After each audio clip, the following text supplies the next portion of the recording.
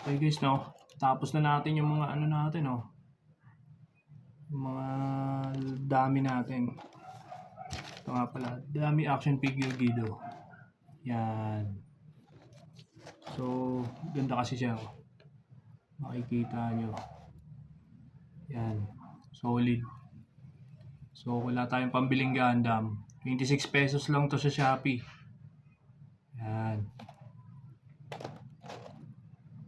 Yan guys. Papost ko yung ano nito, yung link na ito sa Shopee. Tapos try nyo, 26 pesos lang. Dami niyang color eh. Yan. Yellow, blue, green. Tapos combination ng orange yung blue.